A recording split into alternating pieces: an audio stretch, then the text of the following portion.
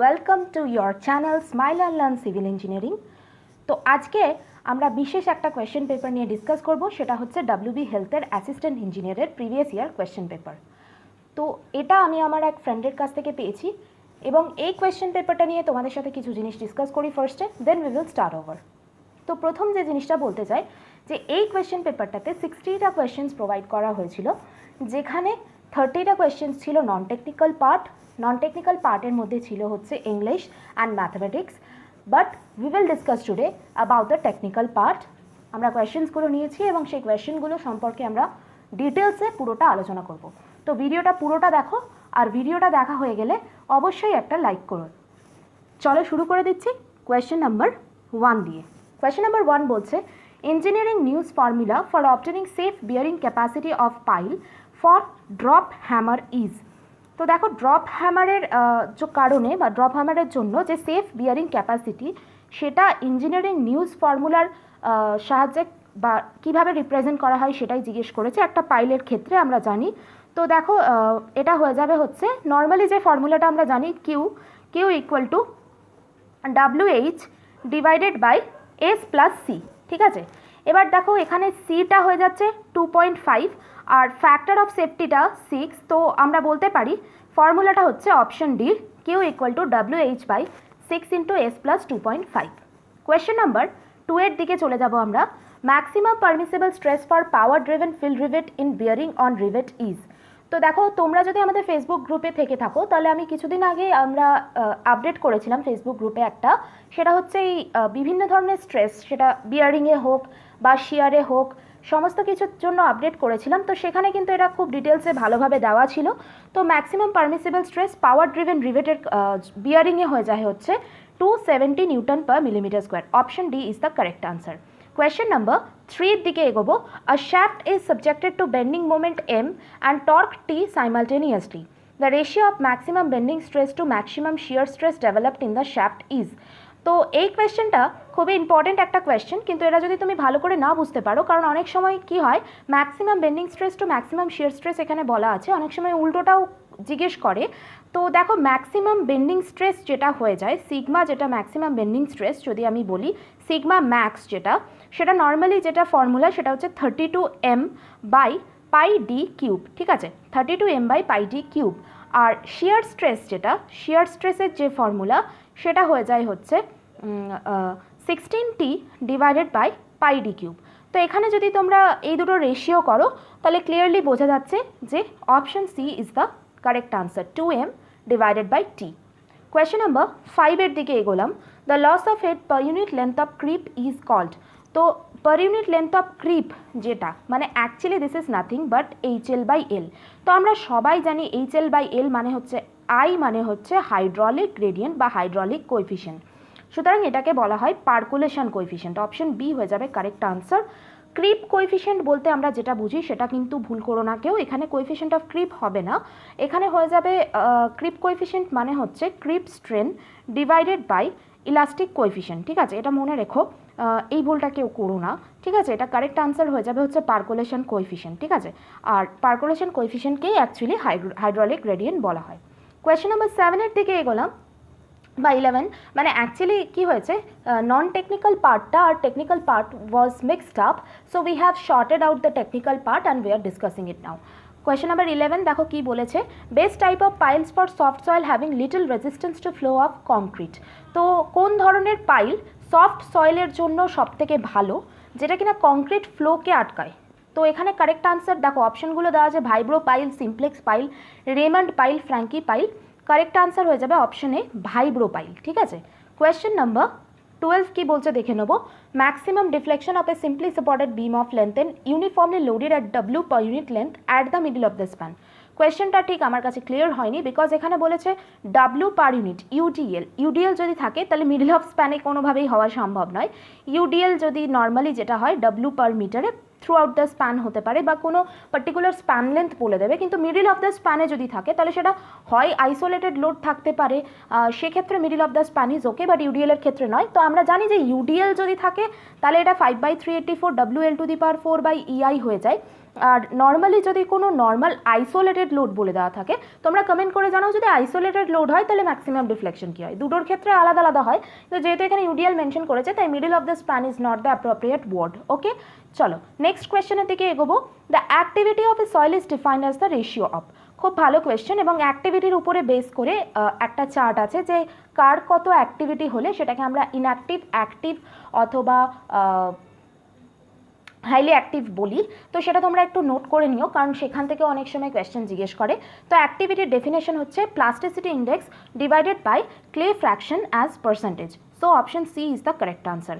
Question, next কোয়েশ্চেনের দিকে এগোলাম। Question number 15, angle of inclination of lacing bars and the axis of built up member should be between. তো দেখো inclination angle যেটা কিনা lacing bars আর বিল্ট আপ মেম্বার্সের মধ্যে থাকে সেটা সবসময় 40 থেকে 70-র মধ্যেই হওয়া উচিত। Option A is the correct answer. Question number 16-এর দিকে এগোলাম। In working stress design permissible bond stress in case of deformed bars is more than that in plain bars by। তো আমরা জানি যে আগেকার দিনে যে প্লেন বার্সগুলো ব্যবহার করা হতো তার থেকে এখন উন্নত মানের বার আমরা পেয়ে গেছি, সেটা হচ্ছে ডিফর্ম বার্স। এবং এই ডিফর্ম বার্স অ্যাকচুয়ালি কী করে, এই বন্ড স্ট্রেসটাকে অনেক বেশি বাড়িয়ে দেয়, bond between steel and concrete. ঠিক আছে, কতটা বাড়িয়ে দেয় সেটা options R 10%, 20%, 30% or 40%. So the correct answer over here is option D. Alright, let's move on to next question. The ratio of Young's modulus of rigidity, Young's modulus to rigidity modulus of standard structural steel is। ঠিক আছে, তো Young's modulus to rigidity modulus of structural steel জিজ্ঞেস করেছে। দেখো আমরা একটা formula তো already জানতাম, সেটা E equal to 2g into 1 plus mu. We already use to know this formula. ঠিক আছে, তো এখানে দেখো একটা জিনিস, ই বাই জি এর ভ্যালুটা জিজ্ঞেস করেছে। তো আমরা বের করার ক্ষেত্রে মিউ এর ভ্যালুটাকে ব্যবহার করতে পারি, যেটা আমরা নর্মালি জানি যে কোনো ধরনের স্ট্রাকচারাল স্টিলের ক্ষেত্রে 0.2 থেকে 0.3-র মধ্যে থাকে। তো যদি এই 0.2 বা 0.3 ভ্যালুটা বসাই তাহলে এটা অবভিয়াসলি 2.5, 2.6 এরকম একটা আসছে। তো এখানে কারেক্ট আনসার হয়ে যাবে অপশন বি। নেক্সট আমরা নেক্সট কোয়েশ্চেনে এগোচ্ছি। Question number 20, thickness of bituminous carpet varies from. তো দেখো বিটুমিনাস কার্পেটের থিকনেস জাস্ট কিছুদিন আগে আমরা আমাদের ফেসবুক গ্রুপে আপডেট দিয়েছিলাম, বেশ কিছুদিন আগে। বিটুমিনাস কার্পেট কাকে বলে, সিল্ক কোট, এই সমস্ত নিয়ে ডিটেলসে একটা আপডেট দিয়েছিলাম। যারা এখনও জয়েন করেনি তাড়াতাড়ি জয়েন করে যাও, এই আপডেটসগুলো দেখতে পারবে তোমরা। ঠিক আছে, তো বিটুমিনাস কার্পেটের থিকনেস সবসময় মনে রেখো 20 থেকে 25 মিলিমিটারের মধ্যে হয়। নেক্সট কোয়েশ্চেনের দিকে এগোলাম। The ratio of inertia force to surface tension force is. দেখো নাম্বারস যেগুলো আছে, Mach number, Euler number, Froude number, Weber number, এগুলো কিন্তু খুবই ইম্পর্টেন্ট, প্রচুর এক্সামসে জিজ্ঞেস করে, এসএসসি জেইর জন্যও ভীষণ ইম্পর্টেন্ট। তো তোমরা এটা অবশ্যই মনে রেখো। তো এই ক্ষেত্রে কারেক্ট আনসার হয়ে যাবে অপশানে ওয়েবার নাম্বার। নেক্সট কোয়েশ্চেনের দিকে এগোবো। The discharge over a rectangular notch is. একটা রেক্ট্যাঙ্গুলার নচের ডিসচার্জ জিজ্ঞেস করেছে, যেখানে সিডি বলছে কোএফিশিয়েন্ট অফ ডিসচার্জ, বি বলছে width of the notch, H বলছে height of the liquid below the sill of the notch. তো আমরা জানি যে রেক্ট্যাঙ্গুলার নচের ক্ষেত্রে ফর্মুলা যেটা আছে সেটা হচ্ছে 2/3 C D B root under 2g h to the power 3/2। So option C is the correct answer. Triangular notch যদি জিজ্ঞেস করতো সেক্ষেত্রে আমাদের ভ্যালুটা বা ফর্মুলাটা হয়ে যেত 8/15 CD L root under 2g h to the power 5/2, তার সাথে একটা থাকতো tan θ/2। ঠিক আছে, এরকম একটা tan θ/2 থাকতো, মানে theta is the angle of the notch. Triangular হলে সেটা 60 ডিগ্রি হোক বা যে কোনো হোক, সেটা কিন্তু মাথায় রাখতে হবে। ঠিক আছে, আর আরেকটা জিনিস বলি, সেটা হচ্ছে যে আমরা যে মানে trapezoidal notch, that is a combination of rectangular triangular. তো সেক্ষেত্রে আমাদের যে ডিসচার্জের ভ্যালুটা সেটাও কিন্তু simple addition of rectangular and triangular. Next question number 28 কি বলছে দেখবো। The hydraulic head that would produce a quicksand condition in a stratum of thickness 1.5 meter, specific gravity 2.67 and voids ratio 0.67 is equal to। তো এখানে দেখো পরিষ্কার বলেছে hydraulic head. তো আমরা জানি ফর্মুলা ইজ হাইড্রোলিক গ্রেডিয়েন্টের ফর্মুলা আমরা সবাই জানি G-1/1 প্লাস ই। তো হাইড্রোলিক গ্রেডিয়েন্ট এটা ছাড়াও আরেকটা ফর্মুলা আছে HL/L, loss of head divided by L. একটু আগেই আমরা করলাম হাইড্রোলিক গ্রেডিয়েন্ট বা যেটা পার্কুলেশন কোএফিশিয়েন্ট। তো এখানে HL যেটা হাইড্রোলিক হেড সেটা বার করতে বলেছে। HL তাহলে কি করে বার করবো আমরা? HL ইকুয়াল টু G-1 বলে দিয়েছে 2.67 - 1 ডিভাইডেড বাই 0.67 + 1 ইন্টু 1.5, তো এটা যদি করো এটা 1, এই পার্টটা 1 আসবে, এটা 1.5 দিয়ে মাল্টিপ্লাই করলে obviously option B is the correct answer. Let's move on to next question, question number 30. In symmetrically reinforced section, shrinkage stresses in concrete and steel are respectively. তো বলছে যে সিমেট্রিক্যালি রিনফোর্সড আছে, সেক্ষেত্রে শ্রিঙ্কেজ স্ট্রেসটা কংক্রিটেই কী হবে আর স্টিলেই বা কী হবে। তো দেখো এখানে অপশানস দেওয়া হচ্ছে কম্প্রেসিভ, মানে কংক্রিটে কম্প্রেসিভ, স্টিলে টেনসাইল, কংক্রিটে টেনসাইল, স্টিলে কম্প্রেসিভ, বোথ কম্প্রেসিভ নাকি বোথ টেনসাইল। অপশন বি হয়ে যাবে কারেক্ট আনসার। কংক্রিটে যে স্ট্রেসটা আসে সেটা হচ্ছে টেনসাইল, আর স্টিলে যে টেস্টটা আসে সেটা হচ্ছে compressive. Let's move on to next question, question number 31. Workability of concrete is inversely proportional to. Question is very confusing. অপশনসগুলো দেখো, গ্রেডিং অফ অ্যাগ্রিগেটস, দেখো grading of aggregates, water cement ratio, size of aggregates, aggregate cement ratio, প্রত্যেকটার সাথেই কিন্তু ওয়ার্কেবিলিটি directly proportional. কেন একটু explain করে দিচ্ছি। দেখো গ্রেডিং অফ অ্যাগ্রিগেটস হলে কি হবে, গ্রেডিং অফ অ্যাগ্রিগেটস হলে ফিউ ভয়েডস হবে, ঠিক আছে, ভয়েডসটা কম হবে, ভয়েডসটা যত কম হবে তত বেশি পেস্ট অ্যাভেলেবেল থাকবে, ঠিক আছে, অ্যাভেলেবিলিটি অফ পেস্ট, যে পেস্টটা কী করবে, লিউব্রিকেশন দেবে, ঠিক আছে, এবং যত বেশি লিউব্রিকেশন তত বেশি ওয়াটার সিমেন্ট রেশিও। তো এখানে তো ডাইরেক্টলি প্রপোর্শনাল, এটা তো অবশ্যই হবে না। ওয়াটার সিমেন্ট রেশিও কি, একটা অপটিমামের পরে ওয়াটার সিমেন্ট রেশিও বাড়ালে যত বেশি জল বেড়ে যাবে তো অবভিয়াসলি ওয়ার্কেবিলিটি বাড়বে। সাইজ অফ অ্যাগ্রিগেটের সাথেও তো ডিরেক্টলি প্রপোর্শনাল, কারণ যত বড় সাইজ হবে তত ভয়েড স্পেসটা তত বেশি, মানে সাইজটা যত বেশি বাড়বে তত বেশি এয়ার ভয়েডস বা ওটা থাকবে, তো সেক্ষেত্রে ওয়ার্কেবিলিটিতে তো তোমার কী হবে, ডিরেক্টলি হয়ে যাবে সাইজ অফ অ্যাগ্রিগেটসের সাথেও, এটাও হবে না। আর অ্যাগ্রিগেট সিমেন্ট রেশিও ইনক্রিজেস ওয়ার্কেবিলিটি, এটাও কিন্তু মাথায় রাখতে হবে। So all these are directly proportional. Question is not clear to me. তোমরা যদি কেউ আনসারটা জানো অবশ্যই আমাকে কমেন্ট করে জানাও, ঠিক আছে। এই চারটের সাথেই ওয়ার্কেবিলিটি হচ্ছে ডিরেক্টলি প্রপোর্শনাল। নেক্সট কোয়েশ্চেনের দিকে এগোবো, question number 32. The diameter of ties in a column should be. তো একটা কলামে টাইজের ডায়ামিটার কি হওয়া উচিত, more than or equal to 1/4 of diameter of main bar, more than or equal to 5 mm, more than 5 mm but less than 1/4 of diameter of main bar, more than 5 mm and also more than 1/4 of diameter of main bar.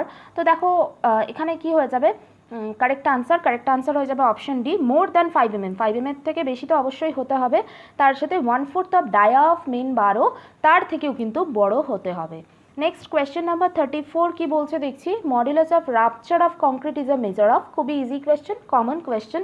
Correct answer কি হয়ে যাবে, flexural tensile strength, option A. Next question number 36. A rectangular bar of width b and height h is being used as a cantilever. একটা cantilever beam আছে, সেটার width হচ্ছে B, height হচ্ছে H, loading in a plane parallel to side B.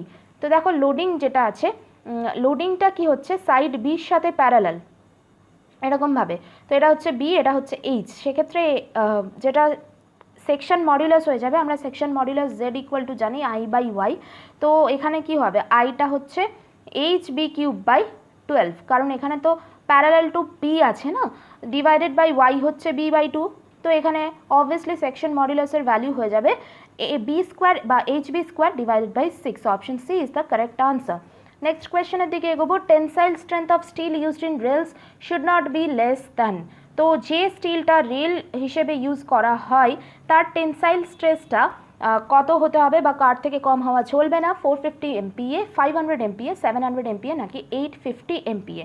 So option C is the correct answer. Question number 40 দিকে 41 কি বলছে দেখবো, distribution of shear intensity over a rectangular cross section of a beam follows. তো shear stress intensity একটা question তো আসে যেখানে আমরা দেখেছি যে rectangular above neutral parabolic above neutral axis and rectangular below neutral axis, আমরা বহুবার করেওছি, সেরকম কোনো অপশন এখানে দেওয়া নেই, circular, straight line, elliptical, parabolic দেওয়া আছে, এখানে অপশন সি হয়ে যাবে কারেক্ট আনসার, ঠিক আছে, option C is the correct answer, parabolic curve. Next কোয়েশ্চেনের দিকে এগোবো, question number 43, which of the following is not a compression member. তো বলছে এখানে কোনটা কম্প্রেশন মেম্বার নয়। বোম হচ্ছে একটা কম্প্রেশন মেম্বার যেটা কিনা ক্রেনে ব্যবহার করা হয়, ঠিক আছে। ক্রেন যেটা থাকে সেই ক্রেনে যে কম্প্রেশন মেম্বার থাকে সেটাকে আমরা বলি বুম। স্ট্যাশিয়ানও অবশ্যই কম্প্রেশন মেম্বার আমরা জানি। স্ট্রাটো একটা কম্প্রেশন মেম্বার যেটা কিনা থাকে হচ্ছে হরাইজন্টাল না তো ইনক্লাইন্ড, রাইট। অলরাইট, তো এখানে দেখো এই তিনটেই কিন্তু কম্প্রেশন মেম্বার, তাহলে অবভিয়াসলি অপশন ডিটা কারেক্ট আনসার হবে। আরও কিছু কম্প্রেশন মেম্বার যেরকম হচ্ছে পোস্ট আমরা জানি, সব থেকে কমন কম্প্রেশন মেম্বার কলাম জানি আমরা, ঠিক আছে। তাছাড়া কম্প্রেশন মেম্বার আছে আমাদের রাফটার, ঠিক আছে। তো all these are compression member. শুধু টাই যেটা না, টাইটা কিন্তু কম্প্রেশন মেম্বার নয়, এটা মাথায় রেখো। এটা আমরা একটা কোয়েশ্চেনে পেয়েছি। চলো নেক্সট কোয়েশ্চেনের দিকে এগোবো। Raft foundation is generally preferred when sum of area required for individual footing is more than. তো দেখো র্যাপড ফাউন্ডেশন মানে কি? র্যাপড ফাউন্ডেশন মানে হচ্ছে যেটা আমরা বলে থাকি যে যেখানে নাম্বার অফ কলামস একটাই, মানে ফুটিং যেটা থাকবে তার উপরে নাম্বার অফ কলামস থাকবে। তো সেখানে কি হচ্ছে, ইন্ডিভিজুয়াল ফুটিংগুলো যেগুলো থাকছে না, সেই ফুটিংগুলো এতটাই বড় হয়ে যাচ্ছে যে তাদের এরিয়াটা, টোটাল এরিয়ার কত পার্সেন্ট হচ্ছে এটাই জিজ্ঞেস করেছে। 25%, 40%, 50% নাকি none of this. Correct answer is option C, 50%। Next কোয়েশ্চেনের দিকে এগোবো। Muller-Breslau principle for obtaining influence line is applicable to. তো এর মধ্যে কোনটার ক্ষেত্রে আমরা মুলার-ব্রেসলেভ প্রিন্সিপালটা ব্যবহার করতে থাকি আইএলডি করার জন্য? ট্রাস, অবশ্যই ট্রাসের জন্য তো আমরা ব্যবহার করি। Statically determinate beams and frames, হ্যাঁ এটার জন্যও আমরা ব্যবহার করি। Statically indeterminate structures the material of which is elastic and follows Hooke's law, এর জন্য কিন্তু আমরা ব্যবহার করি এনি স্ট্যাটিক্যালি ইনডিটারমিনেট স্ট্রাকচার, না এটা হবে না। সো অপশন 1, 2 and 3 আর কারেক্ট। Option A is correct answer. Next কোয়েশ্চেনের দিকে আমরা এগোবো। The purpose of providing fillet in a rail section is to. তো ফিলেট একটা রেল সেকশনে কেন প্রোভাইড করা হয় সেটাই জিজ্ঞেস করেছে। Increase the lateral strength, increase the vertical stiffness, avoid the stress concentration নাকি রিডিউস দ্য ওয়্যার। তো এখানে কারেক্ট আনসার হয়ে যাবে অপশন সি, স্ট্রেস কনসেন্ট্রেশন যাতে কোনো জায়গায় না হয় সেই কারণের জন্য কিন্তু বিভিন্ন রেল সেকশনে ফিলেটটা ব্যবহার করা হয়। নেক্সট কোয়েশ্চেনের দিকে এগোবো। According to Coulomb's law the shearing strength tau of soil is given by. তো এখানে টাউ যেটা বলেছে সেই টাউয়ের জন্য যে মানে সেটা শিয়ারিং স্ট্রেংথ, টাউয়ের ভ্যালুটা কি হয়? তো আমরা সবাই জানি কুলম্বস ল যেটা, সেটা হচ্ছে tau equal to C plus বা S equal to C plus sigma tan phi. আমরা সবাই জানি যেখানে ফাই হচ্ছে angle of shearing resistance, sigma হচ্ছে normal stress on the plane of shear, C হচ্ছে কোহেশন, সবাই জানি। তো অপশন ডি হয়ে যাবে আমাদের কারেক্ট আনসার। নেক্সট কোয়েশ্চেনের দিকে এগোবো। A sample of soil has liquid limit 40%, plastic limit 25%, shrinkage limit 17% and natural moisture 30%। The consistency index of the soil is. তো দেখো কনসিস্টেন্সি ইন্ডেক্স আইসির ফর্মুলাটা কিন্তু তোমাদেরকে জানতে হবে। আইসির ফর্মুলা হচ্ছে liquid limit minus water content WL minus W divided by WL minus WP, ঠিক আছে। দুটো জিনিস, আর একটা লিকুইডিটি ইন্ডেক্স হয় IL যেটা কিনা W minus WP divided by WL minus WP, যেখানে WL হচ্ছে লিকুইড লিমিট, WP হচ্ছে প্লাস্টিক লিমিট, আর W হচ্ছে ন্যাচারাল ময়েশ্চার কন্টেন্ট। এগুলো মনে রেখো, ঠিক আছে। এই দুটোই কিন্তু ভীষণ ইম্পর্টেন্ট। তো WL জিনিসটা কত বলেছে এখানে 40 মাইনাস W যেটা বলে দিয়েছে সেটা হচ্ছে 30 divided by 40 minus plastic limit এখানে বলা আছে 25। তো এখান থেকে যদি তোমরা ক্যালকুলেট করো 10/15 মানে correct answer is option A. চলো নেক্সট আমরা কোয়েশ্চেন নাম্বার 57 কি বলছে দেখবো। Which of the following statements is correct? The stress is pressure per unit area, strain is expressed in millimeter, Hooke's law holds good up to breaking point, নাকি stress is directly proportional to strain within elastic limit। দেখো stress কিন্তু pressure per unit area নয়, কারণ stress হচ্ছে opposite of pressure. Pressure যদি দেওয়া হয় কোনো সারফেসের উপরে তাহলে সেই প্রেশারের রিয়াকশনই হচ্ছে স্ট্রেস। তো stress is actually equal to force per unit area, ঠিক আছে। Strain is expressed in millimetre, obviously না, স্ট্রেনের কোনো ইউনিট নেই, strain is dimension less, strain is having no unit because it is the ratio of two same quantities. Next, Hooke's law holds good up to breaking point, obviously not, it holds good up to elastic limit, যেটা কিনা পরের অপশনটাতে বলেছে option ডিতে, কোথাও elastic বলা থাকে কোথাও লিমিট অফ প্রপোর্শনালিটি বলা থাকে। সো এখানে অপশন ডি হয়ে যাবে কারেক্ট আনসার। নেক্সট কোয়েশ্চেনের দিকে এগোবো। Coefficient of earth pressure at rest is given by. তো তো দেখো আমরা জানি যে আর্থ প্রেশার অ্যাট রেস্ট সেটা খুবই ইম্পর্টেন্ট একটা জিনিস। তোমরা বলো আমাকে আর্থ প্রেশার অ্যাট রেস্টের সাথে অ্যাক্টিভ আর্থ প্রেশার আর প্যাসিভ আর্থ প্রেশার কোনটার থেকে কোনটা বেশি বড়, কোনটা মিডিয়াম, তারপরে কোনটা সব থেকে ছোটো, এটা আমাকে জানিও। এখানে coefficient of earth pressure at রেস্টকে K0 দিয়ে ডিনোট করা হয়, সেটা হচ্ছে mu by 1 minus mu whose value is equal to 1 minus sine phi. এটাও তোমরা মনে রাখো, যেখানে ফাই হচ্ছে angle of shearing resistance of the soil. Next question, আর এই সেশনের লাস্ট কোয়েশ্চেন নাম্বার 30 মানে 60। তো এটা কি বলেছে দেখে নেব। Levelling operation that removes humps and hollows and give a true uniform concrete surface is called. তো আমরা জানি যে হামস অ্যান্ড হলোজকে মানে সরিয়ে দেয়, কোনো রকম এরকম ফাঁকা জায়গা বা কোনো ভয়েডস তৈরি হতে দেয় না, সেটাকে বলা হয় actually screeding. Option A is the correct answer. Trowelling কি? ট্রাওয়েলিং হচ্ছে ফাইনাল অপারেশন অফ ফিনিশিং, ঠিক আছে? ট্রাওয়েলিংয়ের পরে আর কিছু করা হয় না, এটা final operation of finishing of concrete surface. আর কম্প্যাক্টিং তো যখন কংক্রিটটা পোর করা হয় তখনই করা হয়, তাহলে এখানে অপশন এটাই সব থেকে অপ্ট, ঠিক আছে? তো দেখো আমরা কোয়েশ্চেন পেপারটা অলরেডি দেখে নিলাম, ডিসকাস করে নিলাম। তো এখানে একটা জিনিস আমরা বুঝতে পারি, বলতেই পারি যে question paper is not so tough, it is medium question paper. মানে তোমরা যদি একটু বড় বা একটু জেনে থাকো তাহলে কিন্তু এক্সামটা ইজিলি কোয়ালিফাই করা যাবে, ঠিক আছে? তো এটা হচ্ছে এই পেপার। সো যেই পেপারটা হোপফুলি আরও বেশি ইজি আসবে। তো তোমরা যদি এটার পিডিএফ চাও, হ্যাঁ, আর পিডিএফটা মানে যদি সলভড পিডিএফটা তোমরা পাও তাহলে হয়তো তোমাদের সম্ভবত প্র্যাকটিস করতে প্রবলেম হচ্ছে।